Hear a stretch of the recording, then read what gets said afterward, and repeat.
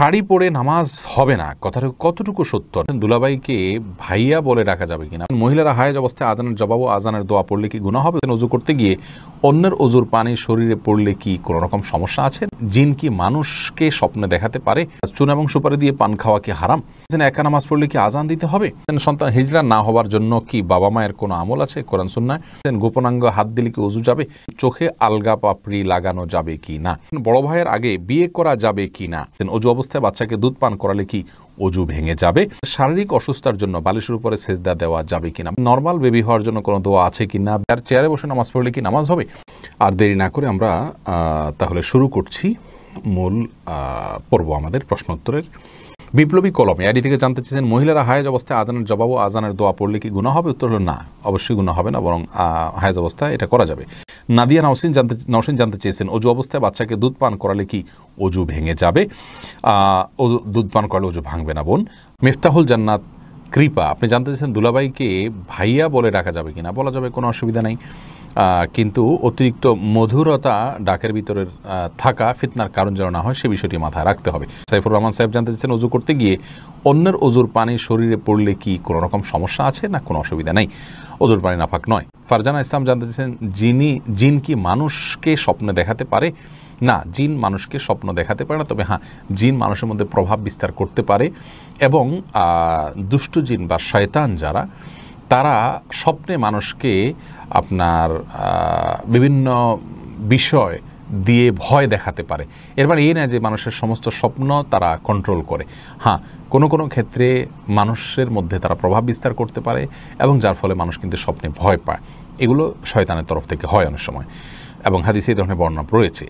মিফতাহুল জান্নাত কৃপা অন্ধকারে নামাজ পড়া যাবে কি নিষেধ? অন্ধকারে নামাজ পড়া নিষেধ নয়, তবে এত বেশি অন্ধকার যদি হয় যে সেজদার উপর জায়গা দেখা না যায় তাহলে মাকরুহ বলেছেন অনেক ওলামা একরাম, তবে হারাম হবে না এবং নামাজ হয়ে যাবে। সিদ্দিকুল্লাহ আপনি জানতে চেয়েছেন, আমি যদি পেশাব করি তখন পেশাব ক্লিয়ার করার পরেও আমার পেশাব এক বা দুই ফোঁটা পড়ে যায়, সেক্ষেত্রে আমার অজু এবং নামাজে বেশি সমস্যা হচ্ছে বেশ কিছুদিন ধরে, এ থেকে পরিত্রাণের উপায় বললে আমি খুবই উপকৃত হতাম। পেশাব ক্লিয়ার হওয়ার পর এক দুই ফোঁটা পড়লে আপনাকে অপেক্ষা করতে হবে যতক্ষণ না পেশাবের ধারা বন্ধ হয়ে যায়, তারপরে আপনি অজু করতে যাবেন। এটা হলো আপনার জন্য করণীয়। আর যদি এটা বন্ধ না হয়, কন্টিনিউয়াসলি চলতেই থাকে, তাহলে প্রত্যেক ওয়াক্তে আপনাকে আলাদা করে অজু করতে হবে। এরপরে নাজমিন নাহান নিতু জানতেছেন, চুন এবং সুপারি দিয়ে পান খাওয়া কি হারাম? প্রথম কথা হলো যে সুপারি খুবই ক্ষতিকর এবং ইতিমধ্যে আমরা জানি এটাকে গুপ্ত ঘাতক বা বিষ বলা হয়েছে, বিভিন্ন গণমাধ্যমে উঠে এসছে, গবেষকরা এরকম জানিয়েছেন। তো যে জিনিসের স্বাস্থ্যের জন্য ক্ষতিকর সেটা খাওয়া জায়েজ নেই। আল্লাহ রাব্বুল আলামিন বলেছেন, লা তুলকু বিআইদিকুম ইলা তাহলুকা, তোমরা নিজেদেরকে ধ্বংসের দিকে ঠেলে দিও না। যে জিনিসটি খেলে আপনার আমার ক্ষতি হবে আমরা জানি, প্রত্যক্ষভাবে সেই জিনিসটি খাওয়া আমাদের জন্য জায়েজ নেই। পরোক্ষ ক্ষতি অনেক কিছুরই রয়েছে, সেগুলো কথা ভিন্ন কথা। তারপরে যদি কেউ আপনার জর্দাটা না খায় তাহলে সরাসরি সেটাকে গুনাহ বলা কঠিন, তবে জর্দার মধ্যে আবার মিষ্টি জর্দা যেটা সেটা খেতে পারেন, আর যেটা তামাক রয়েছে সেটা সরাসরি খাওয়া এটা জায়েজ থাকার কোনো কারণ হতে পারে না। মারজান ইসলাম জানতেছেন, সন্তান হিজড়া না হওয়ার জন্য কি বাবা মায়ের কোনো আমল আছে কোরআন সুন্নায়?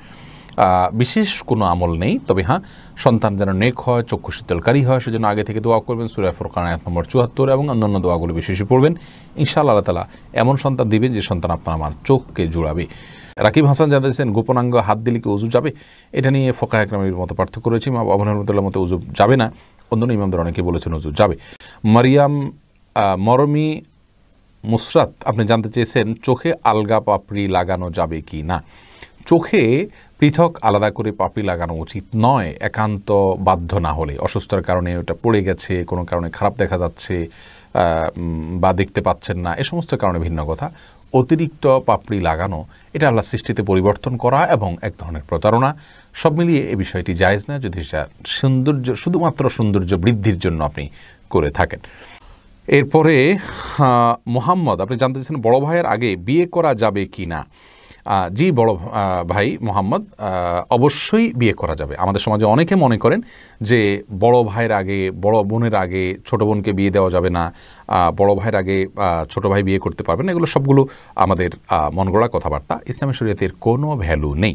যার যখন বিয়ের সামর্থ্য হবে তিনি তখন বিয়ে করতে পারবেন। বিবস্ত্র হয়ে গোসল করা যাবে কি না এমনি বিলাল মোল্লা জানতে চেয়েছেন। না ভাই, বিবস্ত্র হয়ে গোসল করা উচিত না। একজন মুসলিমের জন্য বিবস্ত্র হয়ে গোসল করা এটা নির্লজ্জতা। আর কেউ দেখুক আর না দেখুক, আল্লাহ রাব্বুল আলামিন তাকে দেখছেন। জাস্ট এই বিষয়টিকে মাথায় রেখে অন্তত তার বিবস্ত্র হয়ে গোসল করা থেকে বেঁচে থাকা উচিত। এরপরে আমাতুল্লাহ সাগরিকা ইয়াসমিন, আপনি আইডি থেকে জানতে চাইছেন রোজা অবস্থায় ঠোঁটে ভেজলিন দেওয়া যাবে কিনা। যদি ঠোঁট ফেটে আপনার জন্য কষ্টের কারণ হয় তাহলে দিতে পারেন, তবে খুব বেশি দিবেন না যে থুতুর সাথে এটা পেটে যায়। হালকা শুধুমাত্র প্রলেপ দিতে পারেন যদি ঠোঁট ফেটে যায় বা কষ্ট হয় সেক্ষেত্রে। আর যেহেতু এটা পেটে যেতে পারে এই আশঙ্কা আছে, সেজন্য একান্ত প্রয়োজন না হলে না দেয়াই উচিত এবং উত্তম। নবিতা এই আইডি থেকে আপনি জানতে চেয়েছেন শাড়ি পরে নামাজ হবে না, কথাটা কতটুকু সত্য? না ভাই, শাড়ি পরলে নামাজ হবে না এ কথা সঠিক নয়। নামাজের সাথে কোন পোশাক পরে আপনি সালাত আদায় করছেন তার সম্পর্ক নয়। আপনি সালাত আদায় করার সময় সতর ঢাকছেন কিনা এটা হলো মূল বিষয়। একসময় আমরা ছোটোবেলা দেখতাম যে মা চাচিরা সাদা কাপড় পরে সালাত আদায় করতেন এবং এটাকে নামাজের কাপড় বলে মানুষ আলাদা নাম দিত। সে সমস্ত কাপড় সুতির থাকতো, অনেক পাতলা থাকতো, হাতের গোছাইতে দেখা যেত। এরকম যদি হয় তাহলে সেক্ষেত্রে সেটা নিয়ে নামাজের প্রশ্ন তোলা যেতে পারে। আর শুধু শাড়ি পরলে গলা, কাঁধ ইত্যাদি যে জায়গাগুলো ঢাকা উচিত নামাজের মধ্যে সেগুলো ঢাকা যায় না, হাতের গোছা ইত্যাদি দেখা যায়। তো এই কারণে শুধু শাড়ি পরে নামাজ পড়লে নামাজ হওয়াটা কঠিন। যদি কেউ সিপটিপিন দিয়ে আটকিয়ে তার কোনো অঙ্গ প্রত্যঙ্গ দেখা যাবে না, সতর ঢাকার যে মুখমণ্ডল এবং দুই হাতের কবজি ছাড়া পুরো শরীর যে ঢাকতে হয় সেটা যদি তিনি ঢাকতে পারেন, মাথার চুল দেখা যাবে না, কপাল এর চুলের অংশ দেখা যাবে না কোনো কিছু, এটা যদি তিনি নিশ্চিত করতে পারেন কান ইত্যাদি দেখা যাবে না, তাহলে সেক্ষেত্রে অবশ্যই তার জন্য জায়েজ হবে। কিন্তু এটা কঠিন, এই জন্য শাড়ি পরলে তার উপর দিয়ে আরেকটা বড় ওড়না দিয়ে ঢেকে তারপর সালাত আদায় করাই হলো নিরাপদ। মিতা নাহিদা বোন, আপনি জানতে চেয়েছেন নর্মাল বেবি হওয়ার জন্য কোনো দোয়া আছে কি না। বিশেষ কোনো দোয়া নাই, তবে আল্লাহ রাব্বুল আলামিনের কাছে গর্ভাবস্থায় আল্লাহর কাছে দোয়া করবেন সাধারণভাবে, আল্লাহ আপনি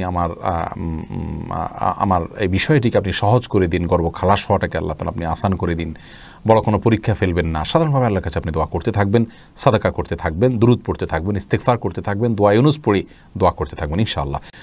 রত্না আফরোজ, আপনি জানতে চেয়েছেন শারীরিক অসুস্থতার জন্য বালিশের উপরে সেজদা দেওয়া যাবে কিনা। বালিশের উপরে কেন সেজদা দিতে যাবেন?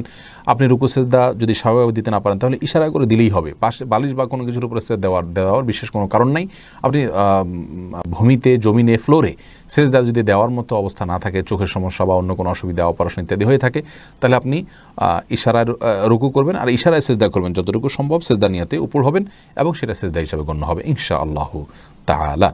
ফয়সাল হোসেন জানতে চেয়েছেন কোনো কিছু কুড়িয়ে পেলে করণীয় কি। কুড়িয়ে পেলে যদি খুব হালকা পাতলা ছোটোখাটো কোনো 5-10 টাকা হয়, এমন জিনিস যেটা কেউ খুঁজে বেড়াবে না, তাহলে সেটা তিনি চাইলে নিজে ভোগ করতে পারেন, যদি গরিব হন আল্লাহ কাউকে দানও করে দিতে পারেন, নিজেও খেতে পারেন, অসুবিধা নেই। আর যদি অনেক বেশি মূল্যবান কিছু হয় তাহলে সেটা অবশ্যই মালিককে খুঁজে তারপরে বের করে ফেরত দেওয়ার উদ্যোগ নিতে হবে। সেটা যদি করা না যায় তাহলে সেক্ষেত্রে তিনি চেষ্টা করবেন যাতে কোনো গরিব বা অভাবী মানুষকে দেওয়ার। আর তিনি নিজে যদি গরিব অভাবী হন, জাকাত খাওয়ার হকদার হন, অভাবী মানুষ হন, তাহলে সেক্ষেত্রে নিজেও তিনি ভোগ করতে পারবেন। নীরব অভিমান সাকিব, আপনি আইডি থেকে জানতেছেন চেয়ারে বসে নামাজ পড়লে কি নামাজ হবে।